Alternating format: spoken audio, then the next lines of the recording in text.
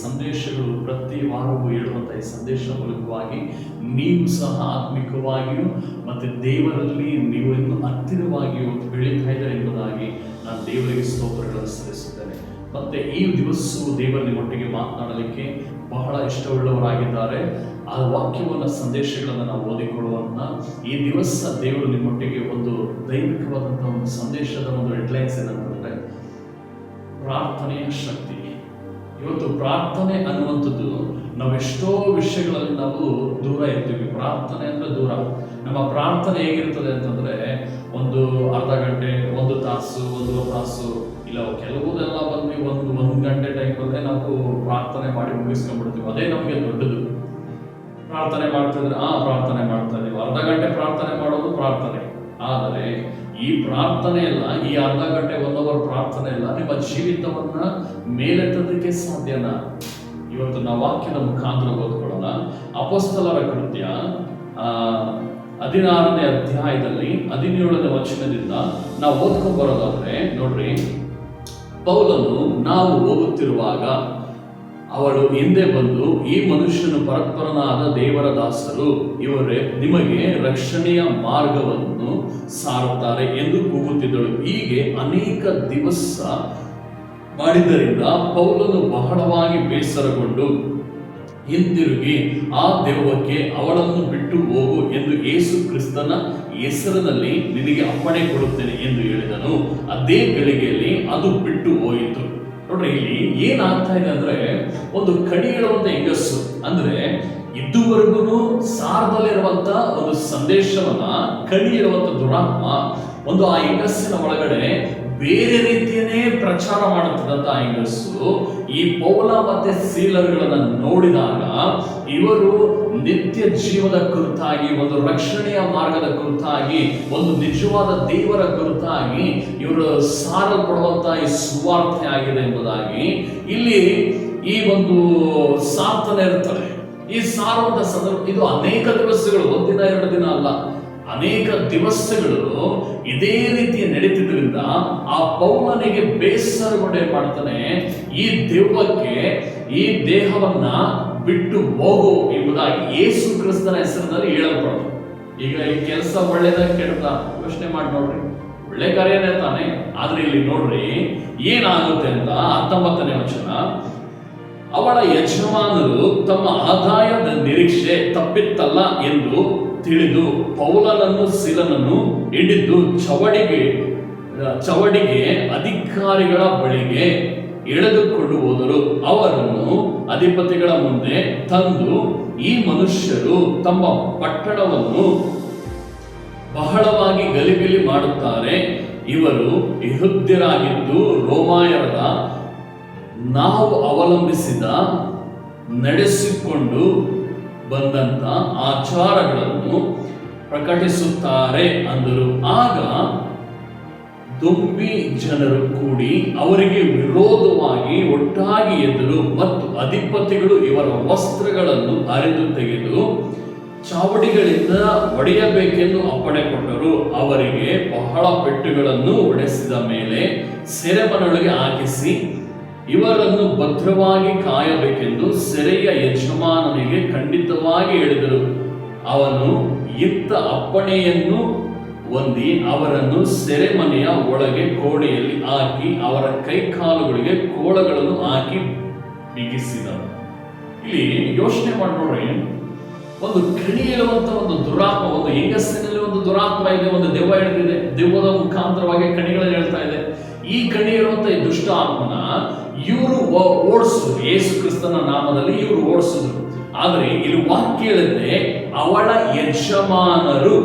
ನೋಡ್ರಿ, ಅವಳ ಯಜಮಾನರು. ರು ಅಂತಂದ್ರೆ ಏನು? ಯಜಮಾನರು. ಯಜಮಾನ ಅನ್ನೋದಕ್ಕೂ ಯಜಮಾನರು ಅನ್ನೋದಕ್ಕೂ ಬಹಳ ವ್ಯತ್ಯಾಸ ಇದೆ. ಅಂದ್ರೆ ಈ ಒಂದು ಕಣಿ ಹೇಳುವಂತ ಈ ಹೆಂಗಸ್ಸನಿಗೆ ಬಹಳ ಯಜಮಾನರು ಇದ್ದರು. ಅದು ಗಂಡನ ಇಲ್ಲ ಯಜಮಾನ ಅನ್ನುವಂಥದ್ದು ಒಂದು ಕೆಲಸದ ಓನರ್ ಅಂತಾರಲ್ಲ, ಅದಕ್ಕೆ ಯಜಮಾನರು ಅಂತನೂ ಹೇಳ್ತಾರೆ. ನಿಮ್ಮ ಯಜಮಾನ ಬರ್ತಾ ಇದ್ದಾನೆ ಅಂತನೂ ಹೇಳ್ತಾರೆ ಆಳುಗಳಿಗೆ. ಆದ್ರೆ ಇಲ್ಲಿ ಏನಂತಂದ್ರೆ ಇವಳ ಯಜಮಾನರು ಗಂಡ ಆಗಿರ್ಬೋದು, ಇಲ್ಲ ಅಂತಂದ್ರೆ ಇವರಿಗೆ ಕೆಲಸದ ಓನರ್ ರೀತಿಯಲ್ಲಿ ಒಂದು ಯಜಮಾನರು ಸಹ ಆಗಿರ್ಬೋದು. ಬಟ್ ಆದ್ರೆ ಇವಳು ಕಣಿ ಹೇಳುವ ನಿಮಿತ್ತವಾಗಿ ಇಲ್ಲಿದ್ದಂತ ಅಧಿಕಾರಿಗಳಿಗೆ ಏನೋ ಒಂದು ಲಾಭ ಇತ್ತು. ಆದರೆ ಈ ಲಾಭವನ್ನು ಹೇಳುತ್ತಿದ್ದಂತ ಆ ಒಂದು ಕಣಿ ಹೇಳುವಂತ ಒಂದು ಹೆಂಗಸ್ಸಿನ ಒಳಗಡೆ ಇದ್ದಂತ ದೆವ್ವವನ್ನ ಈ ಪೌಲ ಸೀಲರುಗಳು ಯೇಸು ಕ್ರಿಸ್ತನ ನಾಮದಲ್ಲಿ, ಅಂದ್ರೆ ಈ ಪೌಲ ಏನ್ ಮಾಡ್ತಾನೆ, ಬಹಳವಾಗಿ ಬೇಸರಗೊಂಡು ಯೇಸು ಕ್ರಿಸ್ತನ ನಾಮದಲ್ಲಿ ಈ ದೇಹವನ್ನು ಬಿಟ್ಟು ಹೋಗು, ಇವಳನ್ನು ಬಿಟ್ಟು ಹೋಗು ಎಂಬುದಾಗಿ ಅಪ್ಪಣೆ ಕೊಟ್ಟ ಕ್ಷಣವೇ ಆ ದೆವ್ವ ಬಿಟ್ಟು ಹೋಗ್ತದೆ. ಆದರೆ ಇದನ್ನ ತಿಳಿದಂತ ಇವರ ಯಜಮಾನರು ಏನ್ ಮಾಡ್ತಾರೆ, ಅವರಿಬ್ಬರು ನಡೆಸ್ತಾರೆ. ಇಳಿಸಿದ್ರೆ ಏನ್ ಮಾಡ್ತಾರೆ ಅಂತಂದ್ರೆ, ಇವರ ನಿಮಿತ್ತವಾಗಿ ನಮ್ಮ ಆದಾಯದ ನಿರೀಕ್ಷೆ ಎಲ್ಲ ತಪ್ಪೋಯ್ತಲ್ಲ, ಅಂದ್ರೆ ಈ ಗಣಿ ಹೇಳುವ ನಿಮಿತ್ತವಾಗಿ ಏನೋ ಒಂದು ಆದಾಯ ಅವ್ರಿಗೆ ಬರ್ತಾ ಇತ್ತು. ಪ್ರಿಯ ಸಹೋದರ ಸಹೋದರಿ, ನೀನು ಸಾರಲ್ಪಡುವ, ನೀನು ಒಳ್ಳೆಯದನ್ನು ಮಾಡುವಾಗ ನಿನ್ನ ಜೀವಿತಕ್ಕೆ ವಿರುದ್ಧವಾಗಿ, ನಿನ್ನ ಲೈಫ್ಗೆ ವಿರುದ್ಧವಾಗಿ, ನಿನ್ನ ಭವಿಷ್ಯಕ್ಕೆ ವಿರುದ್ಧವಾಗಿ ಸೈತಾನನ ಒಂದು ಗುಂಪನ್ನ ಎಬ್ಬಿಸ್ತಾನೆ. ಇವರು ಮಾಡಿದ ಒಂದು ಒಳ್ಳೆ ಕೆಲಸ ಮಾಡಿದ್ದಾರೆ, ಒಂದು ದೇಹದಲ್ಲಿ ಇದ್ದಂತ ದೆವ್ವವನ್ನು ಓಡಿಸಿದ್ದಾರೆ. ಆದರೆ ಇವರೇನ್ ಮಾಡ್ತಾ ಇದ್ದಾರೆ, ಇವ್ರನ್ನ ಇಳಿಸಿದ್ದಾರೆ, ಬಟ್ಟೆಗಳನ್ನ ಹರಿಸ್ತಾ ಇದ್ದಾರೆ, ಅವಮಾನ ಪಡಿಸ್ತಾ ಇದ್ದಾರೆ. ಚಾಟಿಗಳು ಅಂದ್ರೆ ಒಂದು 40 ಚಾಟಿ ಏಟುಗಳನ್ನ ಓಡಿಸ್ತಾ ಇದ್ದಾರೆ. ದೇಹ ಎಲ್ಲ ಗಾಯವಾಗಿದೆ, ರಕ್ತ ಸುರಿತಾ ಇದೆ. ಇವರನ್ನ ಒಂದು ಸೆರೆಮನೆಯ ಒಂದು ಕೋಣೆ ಒಳಗೆ, ಆ ಸೆರೆಮನೆ ಕೋಣೆ ಒಳಗಡೆ ಒಂದು ಫ್ಯಾನ್ ಹಾಕಿ AC ಹಾಕಿ ಕೊಂಡಿರಿಸ್ತಿರ್ತಾರ. ಯೋಚನೆ ಮಾಡಿ ನೋಡ್ರಿ, ಏನು ಇರೋದಿಲ್ಲ. ಅದು ಅವಾಗೆಲ್ಲ ಅಂದ್ರೆ ಕಲ್ಲಿನಲ್ಲಿ ಕಟ್ಟಲ್ಪಟ್ಟಿದ್ದು, ಎಷ್ಟು ಸೆಕೆ ಇರುತ್ತೆ, ಎಷ್ಟು ಅದು ಸೆಕೆ ನೀರು ಬಂದಾಗ ಅದು ಚಾಟಿ ಏಟುಗಳು, ಒಡೆದಂತ ಏಟುಗಳ ನಿಮಿತ್ತವಾಗಿ ರಕ್ತ ಸುರಿಯಲ್ಪಟ್ಟಂತ ಗಾಯ ಆಗಿರ್ತದೆ. ಈ ಸೆಕೆ ನೀರು ಇಳಿದು ಬಂದಾಗ ಗಾಯದ ಮೇಲೆ ಎಷ್ಟು ಉರಿತಾ ಇರ್ತದೆ. ಇಂಥ ವೇದನೆಯನ್ನು ಹೊಂದಿದ್ದಾರೆ. ಅದು ಬೇರೆ, ಕೈ ಕಾಲುಗಳಿಗೆ ಕೋಳಗಳು ಬೇರೆ ಹಾಕಿದ್ದಾರೆ. ಇಂಥ ಒಂದು ಕಾರ್ಯಗಳು ನಡೆದ ನಂತರ ಈ ಒಂದು ಸಂದರ್ಭದಲ್ಲಿ ನಿಮಗೆ ಒಂದು ಪ್ರಶ್ನೆಯನ್ನ ನಾನು ಕೇಳಲ್ಪಡ್ತೀನಿ. ನಿಮ್ಮ ಮನೆಗಳಲ್ಲೋ ಇಲ್ಲ ನಿಮ್ಮ ಕೆಲಸದಲ್ಲೋ ಇಲ್ಲ ಯಾವುದೋ ಒಂದು ಜಾಗದಲ್ಲಿ ನಿಮಗೆ ಅವಮಾನಗಳಾದಾಗ ಇಲ್ಲ ಬೈದಾಗ ಏನಾದರೂ ಮಾಡಿದಾಗ ನೀವು ಪ್ರತಿನಿತ್ಯ ಮಾಡುತ್ತಿದ್ದ ಪ್ರಾರ್ಥನೆಗಳನ್ನ ನೀವು ಮಾಡಲ್ಪಡ್ತೀರಾ? ಪ್ರತಿನಿತ್ಯ ದೇವರೊಟ್ಟಿಗೆ ಇದ್ದಂತ ಒಡನಾಟವನ್ನ ನೀವು ಇರ್ತೀರಾ? ಇಲ್ಲ ನೀವು ಆ ದಿನದಲ್ಲಿ ಆದಂತ ಅವಮಾನಕ್ಕೆ ನೀವು ಪ್ರತ್ಯುತ್ತರವಾಗಿ ದೇವರಿಗೆ ಕೊಡಬೇಕಾದ ಸಮಯವನ್ನು ಕೊಡದೆ, ದೇವರೊಟ್ಟಿಗೆ ನಡೀಬೇಕಾದ ಅನ್ಯೋನ್ಯತೆ ಇಲ್ಲದೆ, ದೇವರ ವಾಕ್ಯಗಳನ್ನ ಓದದೆ, ಒಬ್ಬಟ್ಟಿಗರಾಗಿ ಬೇಸರಗೊಂಡು ಕೂತ್ಕೊಳ್ಳೋದ್ರಿಂದ ನಿನ್ನ ಜೀವಿತ ಅಲ್ಲೇ ಆಶೀರ್ವಾದವನ್ನು ಕಳೆಯಲ್ಪಡೋದು. ಪ್ರಿಯ ಸಹೋದರ ಸಹೋದರಿ, ನಿನ್ನ ಜೀವಿತದಲ್ಲಿ ನೀನು ಪ್ರಾರ್ಥನೆಯ ಶಕ್ತಿಯನ್ನ ನೀನು ತಿಳಿದುಕೊಳ್ಳೋದಾದ್ರೆ ನಿನ್ನ ಲೈಫ್ ಅಲ್ಲಿ ನೀನು ಎಂದಿಗೂ ಸೋಲೋದೇ ಇಲ್ಲ. ಸೋಲು, ಅವಮಾನಗಳು, ಪ್ರಾಬ್ಲಮ್ಸ್ಗಳು ಏನೇ ಎದುರಾದ್ರೂ ಅದನ್ನ ನೀನು ಜಯಿಸಿ ಮುಂದೆ ಹೋಗಲಿಕ್ಕೆ ಈ ಪ್ರಾರ್ಥನೆ ಅನ್ನುವಂಥದ್ದು ನಿನಗೆ ಜಯವನ್ನು ಕೊಡಿಸ್ತದೆ. ಪ್ರಿಯ ಸಹೋದರ ಸಹೋದರಿ, ಯೋಚನೆ ಮಾಡಿ ನೋಡ್ರಿ, ಇವರಿಗೆ ಚಾಟಿ ಏಟುಗಳು ಬಿದ್ದಿದ್ದಾವೆ, ಬಹಳ ಪೆಟ್ಟುಗಳು ಹೊಡೆಸಿದ್ದಾರೆ, ದೇಹವೆಲ್ಲ ರಕ್ತ ಹರಿತಾ ಇದೆ. ಅದು ಅಷ್ಟು ಅಲ್ಲದೆ ಇವರಿಬ್ಬರಿಗೂ ಬೇಡಿಗಳು ಹಾಕಿದ್ದಾರೆ, ಸೆರೆಮನೆಗಳಿಗೆ ಹಾಕಿದ್ದಾರೆ, ಇವರು ಕಾಯಲಿಕ್ಕೆ ಕಾವಲುಗಾರನ ಇಟ್ಟಿದ್ದಾರೆ.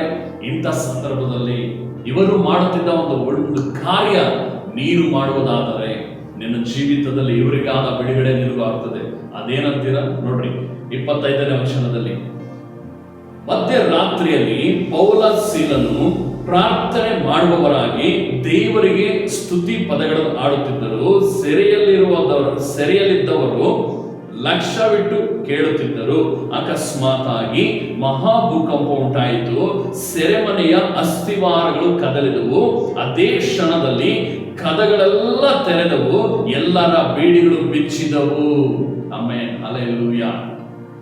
ಪ್ರಿಯ ಸಹೋದರ ಸಹೋದರಿ, ಈ ಒಂದು ಸಂದೇಶವನ್ನು ನೋಡ್ರಿ, ಇವರಿಗೆ ಪೆಟ್ಟುಗಳು ಬಿದ್ದಿದ್ದಾವೆ, ಇವರ ದೇಹದ ಮೇಲೆ ಒಂದು ಗಾಯಗಳು, ಚಾಟಿ ಏಟುಗಳು ಹೆಂಗಿರ್ತದೆ ಯೋಚನೆ ಮಾಡಿ ನೋಡ್ರಿ. ಅದು ಒದೆ ತಿಂದವರಿಗೆ ಅದು ಅರ್ಥ ಆಗಿರುತ್ತೆ.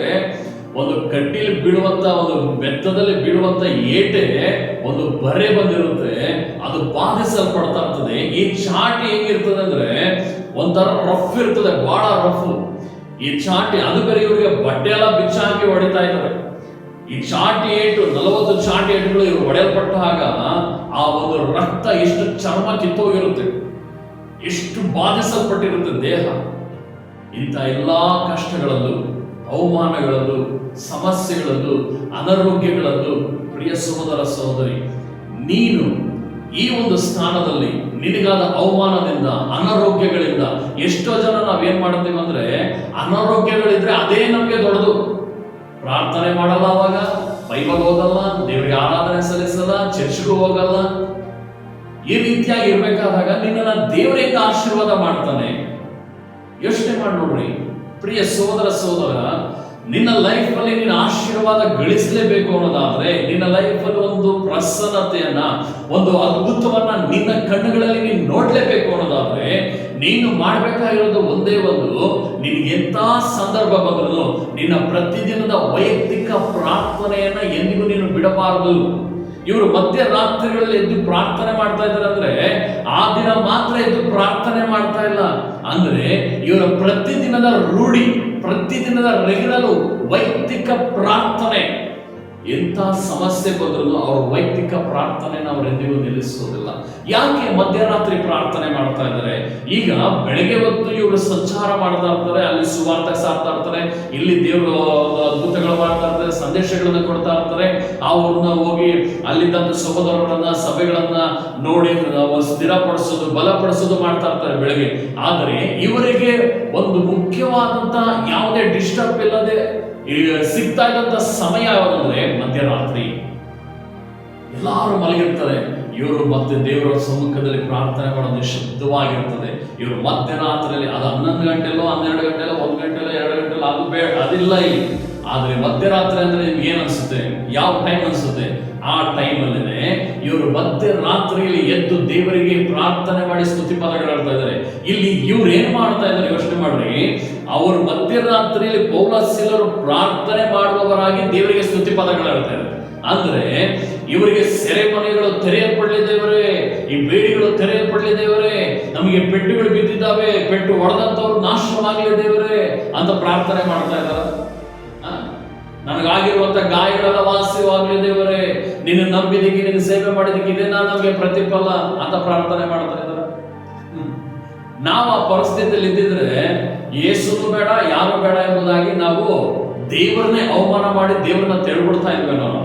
ಆದರೆ ಇಲ್ಲಿ ದೇವರೇ ತನ್ನ ಸೇವಕರು ಅಂದ್ರೆ ದೇವರಲ್ಲಿ ವೈರಾಗ್ಯವುಳ್ಳಂತವರು, ದೇವರಿಗಾಗಿ ಬದುಕಿದ್ರು ಸತ್ರು ಅಂದುಕೊಂಡಂತವರು, ದೇವರ ಹೊರತು ನಮಗೆ ಯಾರು ಮುಖ್ಯವಾದವರಲ್ಲ ಅಂದುಕೊಂಡಂತವರು, ದೇವರೇ ನಮಗೆ ಮೊದಲ ಸ್ಥಾನವಾಗಿದ್ದಾರೆ ಎಂಬುದಾಗಿ ಅಂದುಕೊಂಡಂತವರು, ದೇವರಿಗಿಂತ ಇನ್ಯಾರು ನಮ್ಮ ಮುಂದೆ ಹೆಚ್ಚಿನವರಲ್ಲ ಎಂಬುದಾಗಿ ಅಂದುಕೊಂಡಂತ ಇವರ ಜೀವಿತದಲ್ಲಿ ಒಂದೇ ಒಂದು ಏನಂತಂದ್ರೆ, ನನಗೇನೇ ಕಷ್ಟಗಳು ಬಂದ್ರು ನನ್ನ ಜೀವಿತದಲ್ಲಿ ದೇವರನ್ನ ಬಿಟ್ಟು ನಾನು ಅಗಲೋದಿಲ್ಲ. ದೇವರ ವಾಕ್ಯ ಒಂದ್ ಕಡೆ ಹೇಳ್ತದೆ, ಇದೇ ಪೌಲ ಒಂದು ಮಾತು ಹೇಳ್ತದೆ, ನನ್ನ ಒಳಗಡೆ ಕ್ರಿಸ್ತನ ಪ್ರೀತಿ ತೋರಿ ಬಂದದನ್ನ ಅಗಲಿಸಲ್ಪಡಲಿಕ್ಕೆ, ಅಂದ್ರೆ ಯೇಸು ಕ್ರಿಸ್ತನಿಂದ ನಮ್ಮನ್ನ ಅಗಲಿಸಲ್ಪಡಲಿಕ್ಕೆ ಮರಣವಾಗಲಿ, ಅನ್ನವಾಗಲಿ, ವಸ್ತ್ರವಾಗಲಿ, ಈಗಿನ ಕಾಲ, ಮುಂದಿನ ಕಾಲ, ಈಗಿನ ಸಂತತಿ ಆಗಲಿ, ಈಗಿನ ಸಂಗತಿಗಳಾಗಲಿ, ದೇವದೂತರಾಗಲಿ, ದೆವ್ವಗಳಾಗಲಿ, ದುರಾತ್ಮಗಳಾಗಲಿ, ಯಾವುದು ನನ್ನನ್ನು ಅಗಲಿಸಕ್ಕಾಗಲ್ಲ ಎಂಬುದಾಗಿ ಪೌಲ ಹೇಳಿದ್ದಾನೆ. ಅಂದ್ರೆ ಇವರು ದೇವರ ಮೇಲಿಟ್ಟಂತ ವೈರಾಗ್ಯ, ದೇವರ ಮೇಲಿಟ್ಟ ಪ್ರೀತಿ. ಪ್ರಿಯ ಸಹೋದರ ಸಹೋದರಿ, ನೀವು ಯಾರ ಮೇಲೆ ಬಹಳವಾಗಿ ಪ್ರೀತಿ ಇಡ್ತೀರೋ ಅವರಿಗಾಗಿ ನೀವು ಪ್ರಾಣ ಕೊಡಲಿಕ್ಕೂ ಸಿದ್ಧವಾಗಿರ್ತೀರಾ. ಇವತ್ತು ನಿಜ ಹೇಳ್ರಿ, ನೀವು ನಿಜವಾಗಿಯೂ ಯೇಸು ಕ್ರಿಸ್ತನನ್ನ ಪ್ರೀತಿಸ್ತಾ ಇದ್ದೀರಾ? ಇಲ್ಲ ಮೇಲ್ನೋಟಕ್ಕೆ ನೀವು ದೇವರನ್ನ ಆರಾಧನೆ ಮಾಡ್ತಾ ಇದ್ದೀರಾ? ಮೇಲ್ನೋಟಕ್ಕೆ ನೀವು ದೇವರ ಆಲಯಕ್ಕೆ ಹೋಗ್ತಾ ಇದ್ದೀರಾ? ಮೇಲ್ನೋಟಕ್ಕೆ ನೀವು ದೇವರನ್ನ ಸ್ತುತಿಸ್ತಾ ಇದ್ದೀರಾ? ಅಂತವರನ್ನ ದೇವರು ಹೇಗೆ ಆರಾಧನೆ ಮಾಡಿ, ಹೇಗೆ ದೇವರ ಆಶೀರ್ವಾದ ಮಾಡ್ತಾರೆ ಹೇಳ್ರಿ? ಎಷ್ಟೋ ಜನ ಏನ್ ಮಾಡ್ತೀರಾ? ಪ್ರಾರ್ಥನೆಗೆ ಹೋಗ್ತೀರಾ, ಚರ್ಚ್ಗೆ ಹೋಗ್ತೀರಾ, ಪ್ರಾರ್ಥನೆ ಮಾಡ್ತಾ ಇರ್ತೀರಾ, ಕಣ್ಬಿಟ್ಕೊಂಡು ಪ್ರಾರ್ಥನೆ ಮಾಡ್ತಾ ಇರ್ತೀರಾ, ಎಲ್ಲೋ ನೋಡ್ಕೊಂಡು ಪ್ರಾರ್ಥನೆ ಮಾಡ್ತಾ ಇರ್ತೀರಾ, ಏನೇನೋ ಯೋಚನೆ ಮಾಡ್ಕೊಂಡು ಪ್ರಾರ್ಥನೆ ಇಂಥ ಪ್ರಾರ್ಥನೆ ಎಲ್ಲ ದೇವ್ರು ಏನ್ ಕೇಳ್ತಾನೆ? ಎಷ್ಟೋ ಜನಗಳಿಗೆ ಉತ್ತರ ಸಿಗದಲ್ಲೇ ಇರೋದಕ್ಕೂ, ರೋಗ ವ್ಯಾಧಿಗಳು ಗುಣವಾಗದಲ್ಲೇ ಇರೋದಕ್ಕೂ ಕಾರಣ ಏನಂತಂದ್ರೆ, ನಾವು ಮಾಡುವಂತ ಆಲಸ್ಯ ಪ್ರಾರ್ಥನೆ, ನಾವು ದೇವರ ಸಮ್ಮುಖದಲ್ಲಿ ಬರುವಂತ ಆಲಸ್ಯವಾದಂತ ಒಂದು ನಡವಳಿಕೆ ನಮ್ಮ ಜೀವಿತವನ್ನೇ ಆಶೀರ್ವಾದ ಮಾಡ್ತದೆ. ನೋಡ್ರಿ, ಇಲ್ಲಿ ಅವ್ರಿಗೆ ಅಷ್ಟೆಲ್ಲ ಅವಮಾನ ಆದ್ರೂ ಅದ್ರ ಬಗ್ಗೆ ಚಿಂತೆ ಇಲ್ಲ ಅವರಿಗೆ. ಆದ್ರೆ ಇಲ್ಲಿ ಏನ್ ಮಾಡ್ತಾ ಇದ್ದಾರೆ? ದೇವರಿಗೆ ಪ್ರಾರ್ಥನೆ ಮಾಡಿ ಸ್ತುತಿ ಪದಗಳನ್ನ ಆಡ್ತಾ ಇದ್ದಾರೆ.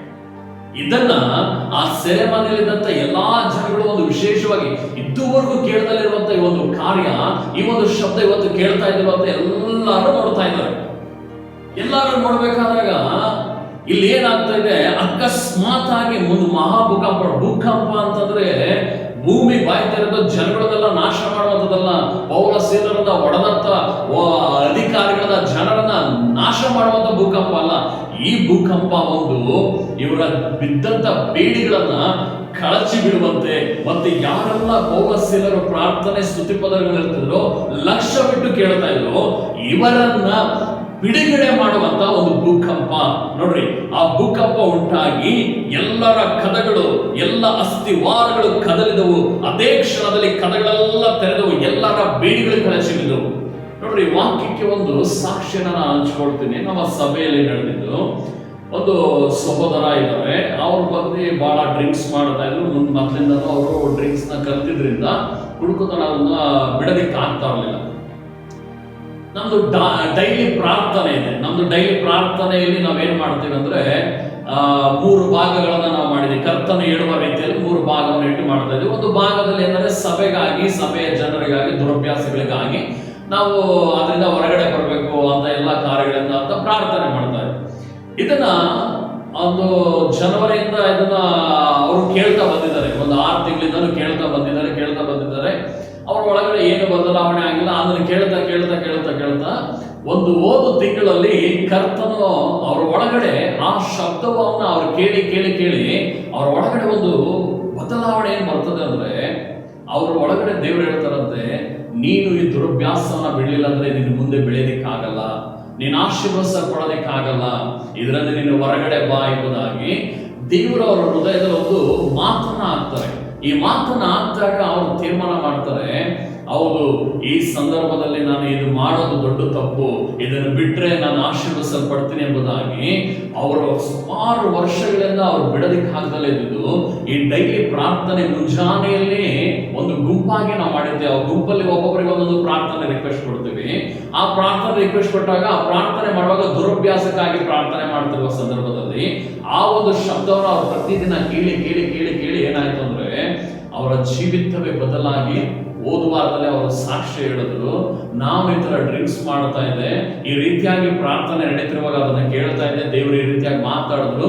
ಇನ್ನು ನಾನು ಆಗಸ್ಟ್ 24ನೇ ತಾರೀಕಿನ ನಾನು ಕುಡಿದಿಲ್ಲ, ಅವಾಗಿಂತ ನಾನು ಬಿಟ್ಬಿಟ್ಟಿದ್ದೀನಿ, ಇನ್ನು ಮುಂದೆ ನಾನು ಕುಡಿಯೋದಿಲ್ಲ, ದೇವರಿಗೆ ಹೇಳಿದ್ದಾರೆ ಎಂಬುದಾಗಿ ಅವರು ಓಪನ್ ಆಗಿ ಬಂದು ಸಾಕ್ಷ್ಯನ ಹಂಚಿಕೊಂಡಿದ್ದಾರೆ.